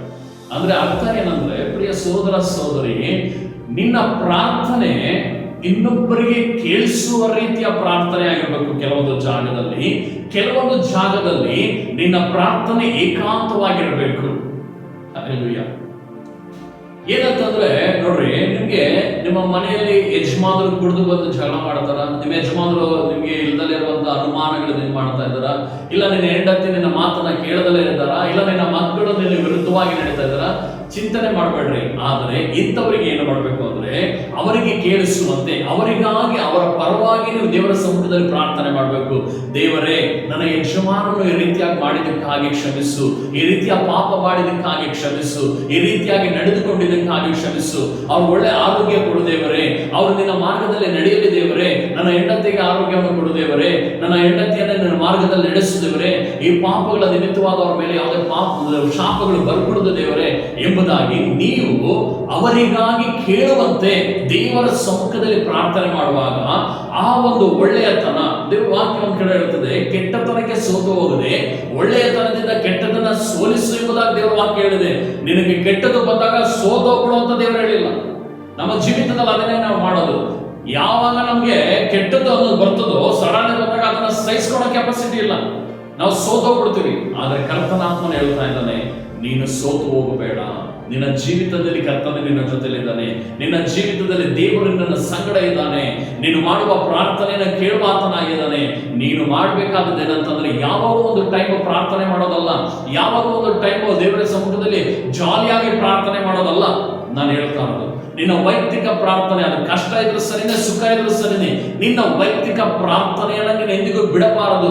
ದಿನಕ್ಕೆ 2.25 ತಾಸು, ಒಂದು ಅರ್ಧ ಗಂಟೆ ಒಂದು ಬೈಬಲ್ ಓದೋದು, 2.25 ತಾಸು ಪ್ರಾರ್ಥನೆ ಮಾಡೋದಿದೆಯಲ್ಲ, ಈ ಒಂದು 3 ಗಂಟೆ ಟೈಮ್ ದಿನಕ್ಕೆ ದೇವರು ನಿಮ್ಮ ಕೈಲಿ ಕೊಡೋದಕ್ಕಾಗಲ್ವಾ? ಯೋಚನೆ ಮಾಡಿ ನೋಡ್ರಿ, ಕೆಲಸಕ್ಕೆ ಬೆಳಗಿನ ಸಂಜೆವರೆಗೂ ಕೊಡ್ತೀರಾ, ಫೋನ್ಗೆ ಬೆಳಗಿನ ಸಂಜೆವರೆಗೂ ಕೊಡ್ತೀರಾ, ಟಿವಿ ಮುಂದೆ ಕೂತ್ಕೊಂಡ್ರೆ ತಾಸ್ಗಟ್ಲೆ ಕೂತ್ಕೊಂತೀರಾ, ಫೋನ್ ಮುಂದೆ ಕೂತ್ಕೊಂಡ್ರೆ ಫೋನ್ ಹಿಡ್ಕೊಂಡು ಕೂತ್ಕೊಂಡ್ರೆ ನೀವು ತಾಸ್ಗಟ್ಲೆ ಫೋನ್ ನೋಡ್ಕೊಂಡು ಕೂತಿರ್ತೀರಾ. ದೇವರಿಗೆ ನೀವು ಸಮಯನೇ ಕೊಡ್ಲಿಲ್ಲ ಅಂದ್ರೆ ನಿಮ್ಮ ಪ್ರಾರ್ಥನೆ ದೇವರಿಗೆ ಕೇಳ್ತಾನೆ. ಅರ್ಧ ಗಂಟೆ, ಕಾಲು ಗಂಟೆ, ಅರ್ಧ 1 ಅವರ್ ಪ್ರಾರ್ಥನೆ ಮಾಡ್ಬಿಟ್ರೆ ನಿಮ್ ಲೈಫಲ್ಲಿ ಅದೇ ದೊಡ್ಡದ. ಇವತ್ತು ಪ್ರಾರ್ಥನೆ ಎಷ್ಟೊತ್ತು ಮಾಡ್ತೀವಿ ಅನ್ನೋದು ಮುಖ್ಯ ಅಲ್ಲ, ಪ್ರಾರ್ಥನೆ ಯಾವ್ಯಾವ ಏನೇನ್ ಮಾಡ್ತೀವಿ ಅನ್ನೋದು ಮುಖ್ಯ ಅಲ್ಲ. ಪ್ರಿಯ ಸೋದರ ಸೋದರಿ, ಇಲ್ಲಿ ನೀನು ಅರ್ಥ ಮಾಡ್ಕೋಬೇಕಾಗಿರೋದು, ನಿನ್ನ ವೈಯಕ್ತಿಕ ಪ್ರಾರ್ಥನೆಯನ್ನ ನೀನು ಎಂದಿಗೂ ಬಿಡಬಾರದು. ಮುಖ್ಯವಾಗಿ ಅದೆಂತ ಸಂದರ್ಭ ಇದ್ರು, ಎಂತ ಕಷ್ಟಗಳಿದ್ರು ನೀನು ಬಿಡಬಾರದು. ನೀನು ಯಾವಾಗ ಈ ರೀತಿಯಾಗಿ ಮಾಡ್ತೀಯೋ, ಸುಖದಲ್ಲಿದ್ದಾಗ ಪ್ರಾರ್ಥನೆ ಕೇಳ್ತಾ ಇರ್ತಾರೆ, ಆದರೆ ಕಷ್ಟ ಅಂತ ಬಂದಾಗ, ಶೋಧನೆಗಳ ಸಮಸ್ಯೆಗಳು ಎದುರಾದಾಗ, ನೀನು ದೇವರು ನಂಬಿದ ನಿಮಿತ್ತವಾಗಿ, ನಿನಗೆ ಬಂದ ಬಾಧೆಗಳ ನಿಮಿತ್ತವಾಗಿ ನೀನು ಪ್ರಾರ್ಥನೆಯನ್ನ ಬಿಡದೆ ನೀನು ಪ್ರತಿದಿನ ಹೇಗೆ ಪ್ರಾರ್ಥನೆ ಮಾಡ್ತಿದ್ದೋ ಅದೇ ರೀತಿಯಾಗಿ ನೀನು ಮಾಡುವಾಗ ನಿನ್ನ ಜೀವಿತದಲ್ಲಿ ದೇವರು ದೊಡ್ಡ ಅದ್ಭುತವನ್ನ ನಿನ್ನ ಕಣ್ಣು ಮುಂದೆ ನೀನು ನೋಡ್ತೀಯ. ದೇವರು ನಿನಗೋಸ್ಕರ ಯುದ್ಧ ಮಾಡುವುದನ್ನ ನೋಡ್ತೀಯ. ಇವತ್ತು ಪೌಲ ಸೀಲರ ಒಳಗಡೆ ಅದೇ ನಡೆದಿದ್ದು, ಅವರ ಜೀವಿತದಲ್ಲಿ ನಡೆದಂತ ಒಂದು ದೊಡ್ಡ ಅದ್ಭುತ ಕಾರ್ಯ ಇದ್ದೇನೆ ಪ್ರಿಯ ಸೋದರ ಸೋದರಿ. ಇವತ್ತು ಅದಾದ್ಮೇಲೆ ಇವರು ಸೆರೆಮನೆಯಲ್ಲಿ ಬಿದ್ರು, ಆದರೆ ಇವರು ಸೆರೆಮನೆಯಲ್ಲಿ ಬಿದ್ದಂತ ನಿಮಿತ್ತವಾಗಿ ಇಲ್ಲಿ ಮುಂದಿನ ವಾಕ್ಯ ನೋಡೋದಾದ್ರೆ, ಆ ಸೆರೆ ಕಾವಲುಗಾರರಿದಾರಲ್ಲ ಅವರು, ಅವರ ಕುಟುಂಬದವರು ದೇವರ ರಕ್ಷಣೆಗೆ ಬರ್ತಾರೆ. ಪ್ರಿಯ ಸೋದರ ಸೋದರಿ, ನಿನಗೆ ಒಂದು ಶೋಧನೆ ಬರುವುದಾದರೆ, ನಿನಗೆ ಸಮಸ್ಯೆ ಬರುವುದಾದರೆ, ನಿನಗೆ ಒಂದು ಪ್ರಾಬ್ಲಮ್ ಎದುರಾಗುವುದಾದರೆ, ನಿನಗೆ ಅವಮಾನಗಳು ಎದುರಾಗುವುದಾದರೆ, ನಿನ್ನ ಜೀವಿತದಲ್ಲಿ ಅದರ ಹಿಂದೆಗಡೆ ಏನೋ ದೇವರ ಆಶೀರ್ವಾದ ಇಟ್ಟಿದ್ದಾನೆ. ನಿನಗೆ ಆಶೀರ್ವಾದ ಇದೆಯೋ ಇಲ್ವೋ, ಆದರೆ ಅದರ ನಿಮಿತ್ತವಾಗಿ ಯಾವುದೋ ಒಂದು ಕುಟುಂಬನೋ, ಯಾವುದೋ ಒಬ್ಬ ವ್ಯಕ್ತಿನೋ, ಯಾರೋ ಒಬ್ಬ ಜನಾಂಗನೋ, ಯಾವುದೋ ಒಂದು ವ್ಯಕ್ತಿ ದೇವರ ಕಡೆ ಬರುವಂತ ಸಾಧ್ಯತೆ ಇರ್ತದೆ. ನಿನ್ನ ಜೀವಿತದಲ್ಲಿ ನೀನು ನಡೆದುಕೊಳ್ಬೇಕು. ಈ ವಾಕ್ಯಗಳನ್ನ ಗಮನಿಸಿ ಓದಬೇಕು, ಈ ವಾಕ್ಯಗಳನ್ನ ಸ್ಪಷ್ಟವಾಗಿ ಅರ್ಥ ಮಾಡ್ಕೊಂಡು ಓದಬೇಕು. ನೋಡ್ರಿ, ವಾಕ್ಯದಲ್ಲಿ ಇರ್ತದೆ ಅಲ್ಲಿ, ಇಲ್ಲಿ ಪೌಲನಿಗೆ ಅವನು ಹೇಳ್ತಾನೆ, ಪೌಲ ಸೀಲರ ಮುಂದೆ ಬಿದ್ದು ಮತ್ತು ಅವರನ್ನು ಹೊರಗೆ ಕರಕೊಂಡು ಬಂದು, ಸ್ವಾಮಿಗಳೇ, ನಾನು ರಕ್ಷಣೆ ಹೊಂದುವುದಕ್ಕೆ ಏನು ಮಾಡಬೇಕು ಎಂದು ಕೇಳಲು, ಅವರು ಕರ್ತನಾದ ಯೇಸು ಕ್ರಿಸ್ತನ ಮೇಲೆ ನಂಬಿಕೆ ಇಡು, ಆಗ ರಕ್ಷಣೆ ಹೊಂದಿವಿ, ನಿನ್ನ ಮನೆಯವರು ರಕ್ಷಣೆ ಹೊಂದುವರು ಎಂದು ಅವನಿಗೆ ಹೇಳು. ಅವನಿಗೂ ಅವನ ಮನೆಯಲ್ಲಿದ್ದವರೆಲ್ಲರಿಗೂ ದೇವರ ವಾಕ್ಯವನ್ನು ತಿಳಿಸಿ, ಅದೇ ಒಂದು ಇದರಲ್ಲಿ ಅವರ ದೀಕ್ಷಾ ಸ್ನಾನವನ್ನು ಸಹ ಕೊಡ್ತಾರೆ. ಪ್ರಾರ್ಥನೆಯ ಶಕ್ತಿ ಅನ್ನುವಂಥದ್ದು ಎಷ್ಟು ಪ್ರಬಲವಾಗಿದೆ ನೋಡ್ರಿ. ಇವರೇನಾದ್ರೂ ಅಕಸ್ಮಾತ್ ಆಗಿ ನನಗೆ ಚಾಟಿ ಬಿದ್ದಿದೆ, ನನಗೆ ಸೆರೆಮನೆಗೆ ಹಾಕಿದ್ದಾರೆ, ಅವಮಾನ ಪಡಿಸಿದ್ದಾರೆ, ಜನಗಳು ನನಗೆ ಹೊಡೆದಿದ್ದಾರೆ, ನನಗೆ ಬೇಡಿಗಳು ಹಾಕಿದ್ದಾರೆ ಎಂಬುದಾಗಿ ಇವರು ಆರಾಮಾಗಿ ಮಲಗಿದಿದ್ರೆ ಈ ಅದ್ಭುತವನ್ನ ಕಾಣಲಿಕ್ಕೆ ಸಾಧ್ಯನಾ? ಪ್ರಿಯ ಸಹೋದರ ಸಹೋದರಿ, ನಿನ್ನ ಜೀವಿತದಲ್ಲೂ ಅಷ್ಟೇ, ನಿನ್ನ ಕೆಲಸದಲ್ಲಿ ಇರ್ಬೋದು, ನಿನ್ನ ಲೈಫಲ್ಲಿ ಇರ್ಬೋದು, ನಿನ್ನ ಮನೆ ಏರಿಯಾದಲ್ಲಿರ್ಬೋದು, ನಿನ್ನ ಮನೆಯಲ್ಲಿರ್ಬೋದು, ನಿನ್ನ ಲೈಫಲ್ಲಿ ಇರ್ಬೋದು, ನಿನಗೇನಾದ್ರೂ ಸಮಸ್ಯೆ ಎದುರಾದ್ರೆ ನಿನ್ನ ವೈಯಕ್ತಿಕ ಪ್ರಾರ್ಥನೆಯನ್ನು ಎಂದಿಗೂ ಬಿಡಬೇಡ. ನೀನು ಆ ರೀತಿಯಾಗಿ ವೈಯಕ್ತಿಕ ಪ್ರಾರ್ಥನೆಯನ್ನ ಇಂಥ ಕೆಟ್ಟ ಒಂದು ಸಂದರ್ಭದಲ್ಲೂ, ಇಂಥ ಪ್ರಾಬ್ಲಮ್ ಅಲ್ಲೂ ನೀನು ಮಾಡುವುದಾದರೆ ನಿನ್ನ ಜೀವಿತವನ್ನ ದೇವರು ನಿನ್ನ ಕಣ್ಣೆದುರಿಗೇನೆ ಅದ್ಭುತವನ್ನ ಮಾಡುವ ದೇವರು ನಿನ್ನ ಮುಂದೆ ಅದನ್ನೆಲ್ಲವನ್ನು ಬಹಿರಂಗವಾಗಿ ತೋರಿಸ್ತಾನೆ. ಅದ್ಭುತವನ್ನ ನೋಡುತ್ತೀಯ, ಅದ್ಭುತವನ್ನ ನೋಡುತ್ತೀಯ. ಡ್ಯಾನಿಯಲನ ಕುರಿತಾಗಿ ನೋಡೋದಾದ್ರೆ, ಅಲ್ಲಿ ಒಬ್ಬ ಅರಸನಿದ್ದಂಥವನು ಏನ್ ಮಾಡ್ತಾನೆ, ಒಂದು ರೂಲ್ಸ್ ಅನ್ನು ಹೊರಡಿಸ್ತಾನೆ. ಆ ರೂಲ್ಸ್ ಹೇಗಿರ್ತದೆ ಅಂದ್ರೆ, 1 ತಿಂಗಳವರೆಗೂ ಯಾವ ದೇವರುಗಳನ್ನು ಸೇವಿಸಬಾರದು ಎಂಬುದಾಗಿ ಒಂದು ರೂಲ್ಸ್ ಇರ್ತದೆ. ಯಾರಾದ ರೀತಿಯಾಗಿ ನನ್ನ ಆಜ್ಞೆಯನ್ನ ಮೀರುವುದಾದರೆ ಅವರ ಸಿಂಹದ ಗವಿಗೆ ಆಗ್ತೇನೆ ಅಂತ. ಈ ಸುದ್ದಿ ಏನಾಗ್ತದೆ, ಡ್ಯಾನಿಯಲಿಗೆ ಬೀಳ್ತದೆ. ಯಾವಾಗ? ಮಧ್ಯಾಹ್ನ ಬೀಳ್ತದೆ. ಮಧ್ಯಾಹ್ನ ಬಿದ್ದಾಗ ವಾಕ್ಯ ಸ್ಪಷ್ಟವಾಗಿ ಹೇಳ್ತದೆ, ಆತನು ಪ್ರತಿದಿನ ಮಾಡುವ ರೀತಿಯಲ್ಲಿ ದಿನಕ್ಕೆ 3 ಆವರ್ತಿ ಪ್ರಾರ್ಥನೆಯನ್ನ ಅದೇ ರೀತಿಯಾಗಿ ಆತನು ಮೇಲಂತಸ್ತಿಗೆ ಹೋಗ್ಬಿಟ್ಟು ಹೋಗಿ ಅವನು ಪ್ರತಿದಿನ ಏನ್ ಪ್ರೇಯರ್ ಮಾಡ್ತಾನೆ ಅದೇ ರೀತಿಯಾಗಿ ಪ್ರಾರ್ಥನೆ ಮಾಡ್ತಾ ಇದ್ದಾನೆ. ಈ ಪ್ರಾರ್ಥನೆ ಮಾಡುವ ಸಂದರ್ಭದಲ್ಲಿ ಏನಾಯ್ತದೆ, ಅವನಿಗೆ ವಿರುದ್ಧವಾಗಿ ಕೆಲವೊಂದು ಮಂದಿ ಇದ್ದು ಆ ರಾಜನ ಹತ್ರ ಹೋಗಿ ಮಾತಾಡ್ತಾರೆ. ನೀನು ಈ ರೀತಿಯಾಗಿ ಒಂದು ರಾಜಾಜ್ಞೆಯನ್ನ ಇಟ್ಟಿದೆಯಲ್ಲ, ಇದನ್ನ ಮೀರುವಂತ ಒಬ್ಬ ವ್ಯಕ್ತಿ ಇದ್ದಾನೆ ಎಂಬುದಾಗಿ ಹೇಳಿ ಡ್ಯಾನಿಯಲನ ಕುರಿತಾಗಿ ಹೇಳ್ತಾರೆ. ಆಗ ಆ ರಾಜ ಏನ್ ಮಾಡ್ತಾನೆ, ಡ್ಯಾನಿಯಲ್ ಮೇಲೆ ಬಹಳ ಒಂದು ಪ್ರೀತಿ, ಅವನು ಹೆಂಗನ ಮಾಡಿ ಬಿಡಿಸ್ಬೇಕು ಅಂತ ಆಗಲ್ಲ ಅದು. ಆದರೆ ಇಲ್ಲಿ ಡ್ಯಾನಿಯಲ ಏನ್ ಮಾಡ್ತಾನೆ ಅಂತಂದ್ರೆ, ಆ ಪ್ರಾರ್ಥನೆ ಮಾಡುವ ಸಂದರ್ಭದಲ್ಲಿ ಈ ಜನಗಳು ಹೋಗಿ ಹಿಡ್ಕ ಬಂದು ರಾಜನ ಮುಂದೆ ನಿಲ್ಲಿಸ್ತಾರೆ. ಆಗ ರಾಜ ಏನಂತಾನೆ, ನೀನು ನಿತ್ಯವೂ ಭಜಿಸುವ ದೇವರು ನಿನ್ನನ್ನು ಉದ್ಧರಿಸಲಿ ಎಂಬುದಾಗಿ ಹೇಳಿ ಆ ಆತನನ್ನ ಸಿಂಹದ ಗವಿಗೆ ಹಾಕ್ಬಿಡ್ತಾನೆ. ಯೋಚನೆ ಮಾಡಿ ನೋಡ್ರಿ, ಒಬ್ಬ ಪ್ರಾರ್ಥನೆ ಮಾಡುವಂತ ಲೈಫಲ್ಲಿ ಏನು ಬರ್ತದೆ ಅಂದ್ರೆ ಸಮಸ್ಯೆಗಳು ಜಾಸ್ತಿ ಬರ್ತಾ ಇರ್ತವೆ. ಹಂಗಂತ ನಾವು ಪ್ರಾರ್ಥನೆ ಮಾಡೋದ್ ಬಿಟ್ರೆ ಆ ಸಮಸ್ಯೆಗಳಿಂದ ನಾವು ಹೊರಗಡೆ ಬರೋದಕ್ಕೆ ಆಗಲ್ಲ. ಇವತ್ತು ನಿನ್ನ ಜೀವಿತದಲ್ಲೂ ಕರ್ತನೆ ಹೇಳುವಂಥದ್ದೇನೆಂದ್ರೆ ನಿನ್ನ ವೈಯಕ್ತಿಕ ಪ್ರಾರ್ಥನೆ ಬಹಳ ಮುಖ್ಯ. ನಿನ್ನ ಪ್ರಾರ್ಥನೆಯ ಶಕ್ತಿಯನ್ನ ನೀನು ಅರ್ಥ ಮಾಡಿಕೊಳ್ಬೇಕು. ಪ್ರಾರ್ಥನೆಯ ಶಕ್ತಿಯನ್ನ ನೀನು ಅರ್ಥ ಮಾಡಿಕೊಂಡಾಗ್ಲೇನೆ ನೀನು ಎಂತ ಸಂದರ್ಭ ಬಂದ್ರೆ ಆ ಪ್ರಾರ್ಥನೆಯನ್ನ ಚಾಚು ತಪ್ಪದೆ ಮಾಡಲಿಕ್ಕೆ ಸಾಧ್ಯ. ಸೋಲು, ಒಂದು ಪ್ರಾಬ್ಲಮ್ಗಳು, ಒಂದು ಸಾವು, ರೋಗ ಬಾಧೆಗಳು ಏನೇ ಬಂದ್ರು ಅದನ್ನು ಎದುರಿಸಿ ನಿಲ್ಲಲಿಕ್ಕೆ ನೀನು ಮಾಡಬೇಕಾಗಿರೋದು ಪ್ರಾರ್ಥನೆ. ಪ್ರಾರ್ಥನೆ ದೇವರು ವಾಕ್ಯ ಹೇಳ್ತದೆ ಮತ್ತಾಯ 21:22 ನೀನು ನಂಬಿಕೊಂಡು ಪ್ರಾರ್ಥನೆಯಲ್ಲಿ ಏನೆಲ್ಲ ಬೇಡ್ಕೊಳ್ತೀವಿ ಅದೆಲ್ಲ ನಾನು ನಿನಗೆ ಕೊಡ್ತೀನಿ ಅಂತ ದೇವರೇ ಹೇಳಿದ್ದಾರೆ. ಮತ್ತೆ ನಾವೇನ್ ಮಾಡ್ತೀವಿ? ವಾಕ್ಯ ಗೊತ್ತಿದ್ರು ನಾವು ಕೇಳಲ್ಲ, ವಾಕ್ಯ ಗೊತ್ತಿದ್ರು ನಾವು ಮಾಡಲ್ಲ. ನಂಬಿಕೆ ಇಟ್ಟು ಪ್ರಾರ್ಥನೆ ಮಾಡ್ರಿ ಅಂತ ದೇವರು ಹೇಳಿದಾರಲ್ಲ, ಮತ್ತೆ ನಾವೇನ್ ಮಾಡ್ತೀವಿ? ಆ ನಂಬಿಕೆನೇ ಇಡಲ್ಲ. ಪ್ರಾರ್ಥನೆ ಮಾಡೋದು 5 ನಿಮಿಷ, 10 ನಿಮಿಷ, ಅರ್ಧ ಗಂಟೆ ಎಲ್ಲ ಅರ್ಜೆಂಟ್ ಅಲ್ಲಿ ಮಾಡ್ತೀವಿ. ನಾವು ಮಾಡ್ತೀವಿ ದೇವರ ಸಮ್ಮುಖದಲ್ಲಿ ಕಣ್ಮುಚ್ಚಿ ಪ್ರಾರ್ಥನೆ ಮಾಡ್ತೀವಿ ಅಂತಂದ್ರೆ ಆ ಪ್ರಾರ್ಥನೆ ಹೆಂಗಿರ್ತದೆ ಅಂದ್ರೆ ಪರಲೋಕಕ್ಕೆ ಹೋಗೋದ್ರಲ್ಲಿ ನಮ್ಮ ಮನೆ ಬಿಟ್ಟು ಆಚೆನೂ ಹೋಗಲ್ಲ. ಅದು ನೀನು ಮಾಡುವಂತ ಪ್ರಾರ್ಥನೆ ಜನಗಳಿಗೆ ಕೇಳಿಸೋದ್ ಬೇಕಾಗಿಲ್ಲ. ನೀನು ಮಾಡುವಂತ ಪ್ರಾರ್ಥನೆ ಪರಲೋಕದ ದೇವರಿಗೂ ಕೇಳಿಸುವಂತೆಯೂ ಮತ್ತೆ ನಿನ್ನ ವಿರುದ್ಧವಾಗಿ ನಿಲ್ಲುವಂತ ಸೈತಾನನಿಗೆ ಕೇಳಿಸುವಂತೆ ನೀನು ಪ್ರಾರ್ಥನೆ ಮಾಡಬೇಕು. ಇದು ಯಾವ ರೀತಿ ಕೇಳಿಸ್ತದೆ? ನಿನ್ನ ಹೃದಯದ ಅಂತರಾಳದಿಂದ ಯಥಾರ್ಥವಾಗಿ ನಂಬಿಕೆ ಇಟ್ಟು ಮಾಡುವ ಪ್ರಾರ್ಥನೆ ಐತಲ್ಲ, ಅದು ದೇವರಿಗೂ ಕೇಳಿಸ್ತದೆ ಮತ್ತೆ ಸೈತಾನನಿಗೂ ಕೇಳಿಸ್ತದೆ. ಹಲ್ಲೆಲೂಯಾ. ನಿನ್ನ ಜೀವಿತದಲ್ಲಿ ಸೈತಾನನಿಗೆ ಕೇಳಿಸಿದಾಗ ಸೈತಾನ್ ನಡುತ್ತಾನೆ, ದೇವರಿಗೆ ಕೇಳಿಸಿದಾಗ ಆತನ ಸಂತೋಷ ಪಟ್ಟು ನೀನು ಏನಕ್ಕಾಗಿ ಪ್ರಾರ್ಥನೆ ಮಾಡ್ತಿರೋದಕ್ಕೆ ದೇವರು ಸಹಾಯ ಮಾಡ್ತಾನೆ. ಇವಾಗ ಡ್ಯಾನಿಯೇಲನು ಸಿಂಹದ ಗವಿಗೆ ಬಿದ್ದ, ಆದರೆ ಆ ಸಿಂಹವು ಸಹ ಆತನೇನು ಮಾಡೋದಕ್ಕಾಗಲಿಲ್ಲ. ಯಾಕಂದ್ರೆ ನಾನು ನಿತ್ಯವೂ ಭಜಿಸುವ ದೇವರು, ನಾನು ಆತನಲ್ಲಿ ಯಾವುದೇ ದೋಷ ಇಲ್ಲದವನಾಗಿ ನಡೆದುಕೊಂಡದ್ದರಿಂದ, ನಂಬಿಕಸ್ಥನಾಗಿ ಯಥಾರ್ಥವಂತನಾಗಿ ನಾನು ನಡೆದುಕೊಂಡದ್ರಿಂದ ಆತನ ನನ್ನ ಸಿಂಹದ ಬಾಯಿಂದ ತಪ್ಪಿಸಿ ಕಾಪಾಡಿದ್ದಾನೆ ಎಂಬುದಾಗಿ ಆ ರಾಜನಿಗೆ ಆತನ ಮಾತು ಹೇಳ್ತಾನೆ ಶಬ್ದವಾಗಿ. ಪ್ರಿಯ ಸೋದರ ಸೋದರಿ, ನಿನ್ನ ಪ್ರತಿನಿತ್ಯದ ವೈಯಕ್ತಿಕ ಪ್ರಾರ್ಥನೆ ಸಾಧಾರಣವಾಗಿ ಅಂದುಕೊಳ್ಬೇಡ. ನಿನ್ನ ವೈಯಕ್ತಿಕ ಪ್ರಾರ್ಥನೆಯಲ್ಲಿ ಒಂದು ಶಕ್ತಿ ಅಡಗಿದೆ. ನೀನು ದಾಸಗಟ್ಟಲೆ ನಿನ್ನ ವೈಯಕ್ತಿಕ ಪ್ರಾರ್ಥನೆ ನೀನು ಮಾಡುವಾಗ ನೀನು 1 ನಿಮಿಷ, ಈಗ ಒಬ್ಬ ರೋಗಿ ಇರ್ಬೋದು, ಒಬ್ಬ ಏನೋ ಒಂದು ಸಮಸ್ಯೆ ಇರ್ಬೋದು, ನಿನಗೆ ಸಮಸ್ಯೆ ಎದುರಾಗ್ಬೋದು. ಆದ್ರೆ ನೀನು ಇಲ್ಲಿ ತಾಸುಗಟ್ಟಲೆ ಮಾಡಿರ್ತೀಯ ಪ್ರಾರ್ಥನೆಯನ್ನ, ಇಲ್ಲಿ ಸಮಸ್ಯೆ ಎದುರಾದಾಗ ನೀನು ಗಂಟೆಗಟ್ಟಲೆ ಮಾಡಬೇಕಾಗಿಲ್ಲ. 1 ನಿಮಿಷದ ಪ್ರಾರ್ಥನೆ ನಿನ್ನ ಪರಲೋಕಕ್ಕೆ ಆ ಒಂದು ಉತ್ತರವನ್ನು ತರುವಂತ ಶಕ್ತಿ ಹೊಂದಿದೆ. ಇದಕ್ಕೆ ಅನುಗುಣವಾಗಿ ಎಲಿಯನ ಒಂದು ಪ್ರಾರ್ಥನೆಯನ್ನು ನೋಡೋದಾದ್ರೆ ಆತನು 30 ಸೆಕೆಂಡ್ ಒಂದು ಪ್ರಾರ್ಥನೆ ಮಾಡ್ತಾನೆ. ಆ 30 ಸೆಕೆಂಡ್ ಪ್ರಾರ್ಥನೆ ಆಕಾಶದಿಂದ ಒಂದು ಬೆಂಕಿಯನ್ನೇ ಬೀಳಿಸುವಂತೆ ಮಾಡ್ತದೆ. ಹಲ್ಲೆಲೂಯಾ. ಪ್ರಿಯ ಸಹೋದರ ಸಹೋದರಿ, ನಿನ್ನ ಪ್ರಾರ್ಥನೆಯನ್ನೇ ನಾನು ಸಾಧಾರಣವಾಗಿ ತಿಳಿದುಕೊಳ್ಬೇಡ. ನಿನ್ನ ಪ್ರಾರ್ಥನೆ ಎಷ್ಟೋ ಜನ ಏನ್ ಮಾಡ್ತಾರೆ ಅಂದ್ರೆ ತಮ್ಮನ್ನ ತಾವು ಬಲಹೀನ ಮಾಡ್ಕೊಳ್ಳುವಂಥದ್ದು ಹೆಂಗೆ ಅಂದ್ರೆ ಅವ್ರೇನಾದ್ರು ಒಂದು ತಪ್ಪು ಮಾಡ್ಬಿಟ್ಟಿರ್ತಾರೆ, ಏನಾದ್ರೂ ಒಂದು ಪಾಪ ಮಾಡ್ಬಿಟ್ಟಿರ್ತಾರೆ.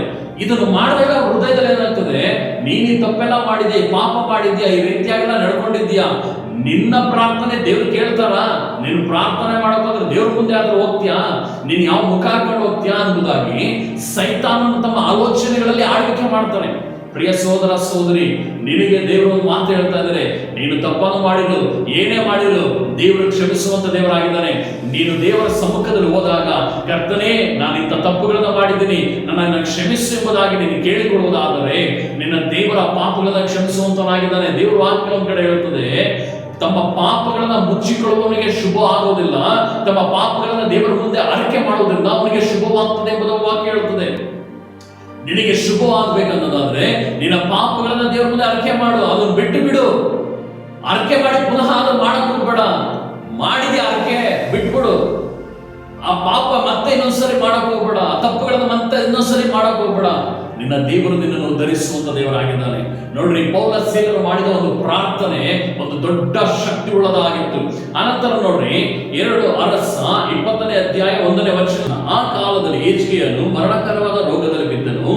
ಆಗ ಆಮೋಚನ ಮಗನಾದ ಪ್ರವಾದಿಯೂ ಆದ ಯೆಶಾಯನು ಅವನ ಬಳಿಗೆ ಬಂದು ಅವನಿಗೆ, ನಿನ್ನ ಮನೆಯ ವಿಷಯವಾಗಿ ವ್ಯವಸ್ಥೆ ಮಾಡು, ಯಾಕಂದರೆ ನೀನು ಉಳಿಯುವ ಹಾಗಿಲ್ಲ, ಸಾಯಬೇಕಾಗಿದೆ ಎಂಬುದಾಗಿ ಯೆಹೋವನು ಅನ್ನುತ್ತಾನೆ ಎಂದು ಹೇಳಿದರು. ಹೇಳಿದ ತಕ್ಷಣ ಹೋಗ್ಬಿಟ್ಟ, ಹಿಂಗೆ ಹೇಳೋರಪ್ಪ, ಹೇಳಿದ್ದೀನಿ, ಅಂತ ಸೀದಾ ಓದ್ತಾ ಅದನ್ನು ಕೇಳಿದೊಡನೆ ಹೆಚ್ಕೆಯನ್ನು ಮೊರೆಯು, ಅಂದ್ರೆ ಮೊರೆ ಅಂತಂದ್ರೆ ಏನೋ ತಿಳ್ಕೊಳಕ್ ಹೋಗ್ಬೇಡ್ರಿ, ಮುಖ, ಮೊರೆಯನ್ನು ಗೋಡೆಯ ಕಡೆಗೆ ತಿರುಗಿಸಿ ಯೆಹೋವನಿಗೆ ನಾನು ನಂಬಿಗಸ್ತನಾಗಿಯೂ ಯಥಾರ್ಥ ಚಿತ್ತನಾಗಿಯೂ ನಿನಗೆ ನಡೆದುಕೊಂಡು ನಿನ್ನ ದೃಷ್ಟಿಯಲ್ಲಿ ಒಳ್ಳೆಯದನ್ನ ಮಾಡುವವನಾಗಿದ್ದೇನೆ, ನೆನಪು ಮಾಡಿಕೋ ದೇವರೇ ಎಂಬುದಾಗಿ ಒಂದು ಪ್ರಾರ್ಥನೆ ಮಾಡಿ ಬಹಳವಾಗಿ ಹೇಳುತ್ತಾನೆ.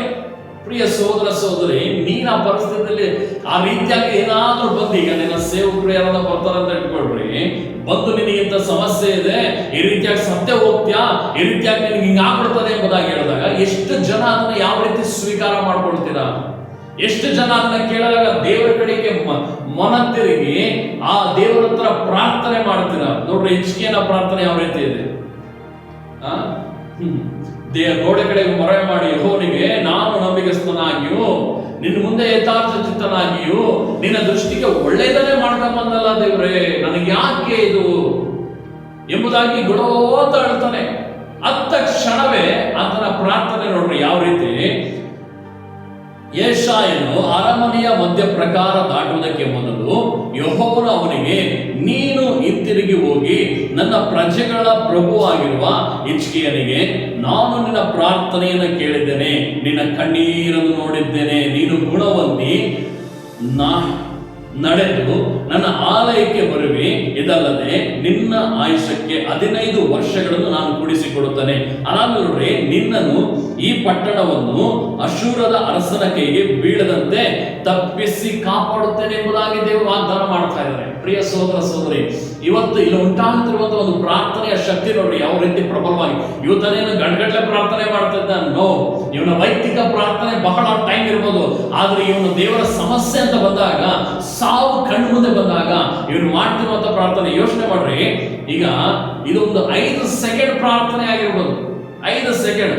ಇದನ್ನು ಕೇಳಿದೊಡನೆ ಹಿಜ್ಕೀಯನ ಮೊರೆಯು ಗೋಡೆ ಕಡೆ ಮೊರೆ ಮಾಡಿ, ಯೆಹೋವನೇ ನಾನು ನಂಬಿಗಸ್ತನಾಗಿಯೂ ಯಥಾರ್ಥ ಚಿತ್ತನಾಗಿಯೂ ನಿನ್ನ ನಡೆದುಕೊಂಡಿದ್ದೇನೆ, ನಿನ್ನ ದೃಷ್ಟಿಯಲ್ಲಿ ಒಳ್ಳೆಯದನ್ನೇ ಮಾಡಿಕೊಂಡು ಬಂದಿದ್ದೇನೆ ಎಂಬುದಾಗಿ ನೆನಪು ಮಾಡಿಕೋ ಎಂಬುದಾಗಿ ಹೇಳಿ ಅಳ್ತಾ ಇದ್ದಾನೆ. ಎಷ್ಟು ಸೆಕೆಂಡ್ ಪ್ರಾರ್ಥನೆ ಆಯ್ತು? 1 ಗಂಟೆ ಮಾಡೋಣ, 2 ಗಂಟೆ ಮಾಡೋಣ, ಇಲ್ಲ 3 ಗಂಟೆ ಮಾಡೋಣ, ಬೆಳಗಿನ ಸಂಜೆವರೆಗೂ ಮಾಡೋಣ, ಇಲ್ಲ ಉಪವಾಸ ಆಗದ? ಅಲ್ಲ ಪ್ರಿಯ ಸಹೋದರ ಸಹೋದರಿ, ಒಂದು ಕಡೆ ಹೇಳ್ತದೆ, ಶಿಷ್ಯರು ಒಂದು ದೆವ್ವವನ್ನು ಬಿಡಿಸಲಿಕ್ಕಾಗದಲ್ಲೇ ಇದ್ದಾಗ ಯೇಸು ಸ್ವಾಮಿ ಏನ್ ಹೇಳ್ತಾರೆ, ಅವರನ್ನ ನೋಡಿ ಹೇಳ್ತಾರೆ, ಎಲ್ಲ ನಂಬಿಕೆ ಇಲ್ಲದ ಮೂರ್ಖ ಸಂತಾನವೇ, ಇನ್ನೆಷ್ಟು ದಿನ ನಿಮ್ಮ ಜೊತೆಯಲ್ಲಿ ಎಷ್ಟು ದಿನ ನಿಮ್ಮನ್ನ ಸಹಿಸಿಕೊಳ್ಳಲಿ ಎಂಬುದಾಗಿ ಹೇಳಿ ಆ ಹುಡುಗನ ಇಲ್ಲಿ ಕರ್ತಾನೆ ಎಂಬುದಾಗಿ ಹೇಳಿ ಒಂದೇ ಮಾತಿನಲ್ಲಿ ಓಡಿಸ್ಬಿಡ್ತಾರೆ, ಆ ದೆವ್ವವನ್ನ ಹೋಗ್ಬಿಡುತ್ತೆ. ಆಗ ಏಕಾಂತವಿರುವಾಗ ಅಲ್ಲಿ ಶಿಷ್ಯರು ಏನ್ ಮಾಡ್ತಾರೆ, ಯೇಸು ಸ್ವಾಮಿಯನ್ನ ಹೋಗಿ ಒಂದು ಕೇಳ್ತಾರೆ, ಯಾಕೆ ನಮ್ಮಿಂದ ಅದು ಬಿಡಿಸೋದಕ್ಕೆ ಆಗ್ಲಿಲ್ಲ ಅಂತ. ಆಗ ಅವ್ರು ಹೇಳ್ತಾರೆ, ಇದಕ್ಕೆ ನಿಮ್ಮ ನಂಬಿಕೆ ಕಮ್ಮಿ ಆಗಿದೆ. ಇನ್ನೊಂದು ಕಡೆ ಏನ್ ಹೇಳ್ತದೆ ಅಂದ್ರೆ, ಇಂಥ ದೆವ್ವಗಳನ್ನ ಬಿಡಿಸಲಿಕ್ಕೆ ನಮಗೆ ಬೇಕಾಗಿರೋದೇನಂತಂದ್ರೆ, ನಮಗೆ ಬೇಕಾಗಿರೋದು ನಮ್ಮ ಉಪವಾಸದಿಂದ. ಇದನ್ನ ಸಾಧಾರಣವಾದ ಪ್ರಾರ್ಥನೆ ಅಲ್ಲ, ನಾವು ನಿರಂತರವಾದ ಪ್ರಾರ್ಥನೆಯಿಂದಲೂ ಉಪವಾಸದಿಂದಲೂ, ನಿರಂತರವಾದ ಪ್ರಾರ್ಥನೆ ಮತ್ತು ಉಪವಾಸದಿಂದಲೂ ಈ ಕಾರ್ಯಗಳನ್ನ ನಾವು ಜಯ ಹೊಂದಲಿಕ್ಕೆ ಸಾಧ್ಯ. ಪ್ರಿಯ ಸಹೋದರ ಸಹೋದರಿ, ನಿನ್ನ ವೈಯಕ್ತಿಕ ಪ್ರಾರ್ಥನೆಯನ್ನ ಪ್ರತಿದಿನ ನೀನು ರೆಗ್ಯುಲರ್ ಆಗಿ ನೀನು ಮಾಡ್ತಾ ಹೋಗುವುದಾದರೆ, ನಿನಗೆ ಸಮಸ್ಯೆ ಅಂತ ಎದುರಾದಾಗ ನೀನು 1 ಸೆಕೆಂಡ್ ಆದ್ರೂ ಮಾಡು, 10 ಸೆಕೆಂಡ್ ಆದ್ರೂ ಮಾಡು, ಏನಾದ್ರೂ ಮಾಡು, 1 ನಿಮಿಷ ಆದ್ರೂ ಮಾಡು, ನಿನ್ನ ಪ್ರಾರ್ಥನೆಯನ್ನ ದೇವರು ಕೇಳಿ ಅದ್ಭುತವನ್ನು ಮಾಡ್ತಾನೆ. ಪ್ರಾರ್ಥನೆಯಲ್ಲಿರುವಂತಹ ಶಕ್ತಿಯನ್ನ ನೀನು ಹೊಂದಿಕೋ. ಪ್ರಾರ್ಥನೆಯಲ್ಲಿರುವಂತಹ ಶಕ್ತಿಯನ್ನ ನೀನು ಅರ್ಥ ಮಾಡಿಕೊಳ್ಳೋದಾದ್ರೆ ನಿನ್ನ ಜೀವಿತದಲ್ಲಿ ದೊಡ್ಡ ಅದ್ಭುತವನ್ನೇ ನೀನು ಕಾಣ್ತೀಯ. ಇವತ್ತು ಆತನ ಮಾಡಿದ ಪ್ರಾರ್ಥನೆ ಎಷ್ಟೊತ್ತು ದೇವರು ಹೇಳ್ತಾ ಇದ್ದಾರೆ, ಆತನ ಪ್ರಾರ್ಥನೆಯನ್ನು ಕೇಳಿದ್ದೀನಿ, ಆತನ ಕಣ್ಣೀರು, ಆತನ ಅಳ್ತಾ ಇದ್ದಾನೆ, ಮತ್ತೆ ಪ್ರಾರ್ಥನೆ ಮಾಡ್ತಾ ಇದ್ದಾನೆ, ಎರಡನ್ನೂ ದೇವರು ನೋಡಿದ್ದಾರೆ. ಇವತ್ತು ಎಷ್ಟೋ ಜನ ಏನ್ ಮಾಡ್ತೀವಿ ಅಂದ್ರೆ, ಕಣ್ಣೀರು ಅನ್ನುವಂಥದ್ದು ಬಂದು ಎಷ್ಟೋ ಜನಗಳಿಗೆ ಆ ಬೆಲೆನೇ ಗೊತ್ತಿಲ್ಲ. ಸುಮ್ಮನೆ ಅಳ್ತಾರೆ, ಸಮಸ್ಯೆಗಳು ಬಂದಾಗ ಅಳ್ತಾರೆ. ಆ ಸಮಸ್ಯೆ ಬರ್ಲಿಕ್ಕೆ ಅಳೋದನ್ನ ದೇವ್ರ ಮುಂದೆ ಹೋಗಳ್ರಿ. ದೇವರೇ ನನ್ನ ಈ ಪರಿಸ್ಥಿತಿಯಿಂದ ಬಿಡುಗಡೆ ಮಾಡ್ರಿ. ಕಣ್ಣೀರು ದೇವ್ರ ಮುಂದೆ ಹಾಕ್ರಿ, ದೇವರ ಹೆಸರಲ್ಲಿ ದೇವರ ಪಾದವನ್ನು ಹಿಡಿದು ಕಣ್ಣೀರು ಹಾಕ್ರಿ. ಅದಕ್ಕೆ ದೇವ್ರ ಕಣ್ಣೀರಿಗೆ ಬೆಲೆನ ಕಟ್ತಾರೆ. ಇವತ್ತು ನೀನು ಯಾವುದೋ ಒಬ್ಬ ಮನುಷ್ಯನ ಹತ್ರನೋ ನರ ಮನುಷ್ಯನ ಹತ್ರನೋ ನೀನು ಕಣ್ಣಲ್ಲಿ ನೀರು ಹಾಕೋದಾದ್ರೆ ಆ ಕಣ್ಣೀರಿನ ಬೆಲೆ ಅವನಿಗೇನು ಗೊತ್ತು? ನೀನು ದೇವರ ಸಮ್ಮುಖದಲ್ಲಿ ಕಣ್ಣಲ್ಲಿ ನೀರು ಹಾಕು. ಆ ಕಣ್ಣೀರಿಗೆ ಬೆಲೆಯಾಗಿ ದೇವರು ನಿನಗೆ ಮಾಡುವ ಪ್ರಾರ್ಥನೆ, ಆ ಕಣ್ಣೀರು ಯಾತಕ್ಕಾಗಿ ಬರ್ತಾ ಇದೆಯೋ ಆ ಕಣ್ಣೀರನ್ನು ದೇವರು ಒರೆಸಲಿಕ್ಕಿದ್ದಾನೆ. ಹಲ್ಲೆಲೂಯಾ. ಪ್ರಿಯ ಸಹೋದರ ಸಹೋದರಿ, ನಿನ್ನ ಜೀವಿತದಲ್ಲಿ ನೀನು ಮಾಡಬೇಕಾದ ಒಂದೇ ಒಂದು ಘಟನೆ ಇದೆ. ಪ್ರಾರ್ಥನೆಯ ಶಕ್ತಿಯನ್ನು ನೀನು ಅರ್ಥ ಮಾಡಿಕೊ. ಏನೇ ಸಮಸ್ಯೆ ಬಂದರೂ ನೀನು ಮಾಡುವ ಪ್ರಾರ್ಥನೆ ನಿಂತು ಹೋಗಬಾರ್ದು. ಸಮಸ್ಯೆ ಎದುರಾಯ್ತಾ, ಇವತ್ತು 1 ತಾಸು ಮಾಡ್ತಾ ಇದೆಯಾ, ಸಮಸ್ಯೆ ಎದುರಾದಾಗ 2 ತಾಸು ಮಾಡು ನೀನು ಪ್ರಾರ್ಥನೆ. ಇನ್ನು ಹೆಚ್ಚಿಗೆ ಮಾಡು. ದೇವರಿಗೆ ಕೃತಜ್ಞತೆ ಹೇಳು, ದೇವರಿಗೆ ಸ್ತುತಿ ಸ್ತೋತ್ರಗಳನ್ನು ಸಲ್ಲಿಸು. ನಿನ್ನ ಲೈಫಲ್ಲಿ ನೀನು ದೊಡ್ಡ ಅದ್ಭುತವನ್ನೇ ನೀನು ಕಾಣ್ತೀಯ. ಸಮಸ್ಯೆಗಳು ಎದುರಾಯ್ತು ಎಂಬುದಾಗಿ ಸಮಸ್ಯೆಗಳನ್ನ ಎದುರು ನೋಡಬೇಡ, ನಿನ್ನ ದೇವರನ್ನ ಎದುರು ನೋಡು. ಸಮಸ್ಯೆಗಳು ದೇವರನ್ನು ಓಡಿಸ್ತವೆ. ತಲೆಗಳನ್ನು ಬಾಗಿ ಕಡೆಗಳನ್ನು ಮುಚ್ಚಿ ಪ್ರಾರ್ಥನೆ ಮಾಡೋಣ. ಪರಲೋಕದಲ್ಲಿರುವ ನಮ್ಮ ತಂದೆಯಾದ ದೇವರೇ, ಯಾರೆಲ್ಲ ರಾಜ್ಯ ಸಮಸ್ಯೆಗಳನ್ನು ನೋಡಿ, ಪ್ರಾಬ್ಲಮ್ಗಳನ್ನು ನೋಡಿ ಪ್ರಾರ್ಥನೆ ಮಾಡದೆ ಕುಗ್ಗಿ ಹೋಗಿಬಿಟ್ಟರು, ಅವರನ್ನು ಇವತ್ತು ಬಲಪಡಿಸು ಸ್ವಾಮಿ. ಇನ್ನು ಮುಂದೆ ಯೇಸುವಿನ ನಾಮದಲ್ಲಿ ರಾಜ ಅವರ ಜೀವಿತದಲ್ಲಿ ಪ್ರಾರ್ಥನೆಯ ವೈರಾಗ್ಯ ಕಿಚ್ಚು, ಒಂದು ಕಾಡ್ಗಿಚ್ಚು ಅದು ಹತ್ತಿ ಉರಿಯಲಿ, ಎಂದಿಗೂ ಆರದಂತೆ ಅದು ಉರಿಯಲಿ. ಏನೇ ಸಮಸ್ಯೆಗಳು ಬಂದರು, ಏನೇ ಹೋರಾಟಗಳು ಬಂದರು, ಯೇಸುವಿನ ನಾಮದಲ್ಲಿ ಅಪ್ಪ ಈ ಹೋರಾಟದಿಂದ ಅವರು ಜಯಶಾಲಿ ಆಗಲಿ ರಾಜನೇ. ಅವರ ಮೇಲೆ ನಿನ್ನ ವಿಶೇಷವಾದ ಕೃಪೆ ದಯ ಬಿಡುಗಡೆ ಆಗಲಿ, ಅವರ ಮೇಲೆ ನಿನ್ನ ವಿಶೇಷವಾದಂಥ ಮಹಿಮೆ ಬಿಡುಗಡೆ ಆಗಲಿ. ಅಪ್ಪ ಅವರು ಮಾಡುವ ಒಂದೊಂದು ಪ್ರಾರ್ಥನೆ, ಒಂದೊಂದು ನಿಮಿಷದ ಪ್ರಾರ್ಥನೆಯು ಕರ್ತನೆ ನೀನು ಕೇಳಿ ಉತ್ತರವನ್ನು ಕೊಡಬೇಕೆಂಬುದಾಗಿ ನಾನು ಪ್ರಾರ್ಥಿಸ್ತಾ ಇದ್ದೀನಿ. ಪ್ರತಿಯೊಬ್ಬೊಬ್ಬರ ವೈಯಕ್ತಿಕ ಪ್ರಾರ್ಥನೆ ಅಪ್ಪ ಬೈಬಲ್ ಓದುವುದರಲ್ಲಿಯೂ, ಪ್ರಾರ್ಥನೆ ಮಾಡುವುದರಲ್ಲಿಯೂ, ಉಪವಾಸದಲ್ಲಿಯೂ ಅವರು ನಿರಂತರರಾಗಲಿ ಎಂಬುದಾಗಿ ನಾನು ಪ್ರಾರ್ಥಿಸ್ತಾ ಇದ್ದೀನಪ್ಪ. ದೇವರೇ ಮಾಡುವ ಒಂದೊಂದು ಪ್ರಾರ್ಥನೆಯನ್ನು ಕೇಳಿ ಅವೆಲ್ಲ ಪ್ರಾರ್ಥನೆಗೆ ಉತ್ತರವನ್ನು ನೀನು ಕೊಡಬೇಕೆಂಬುದಾಗಿ ಪ್ರಾರ್ಥಿಸ್ತಾ ಇದ್ದೀನಿ. ದೇವರೇ ಪ್ರತಿಯೊಬ್ಬೊಬ್ಬರನ್ನೂ ಆಶೀರ್ವದಿಸು. ನಿನಗೆ ಮಾಡಿದಕ್ಕಾಗಿ ಸ್ತೋತ್ರ.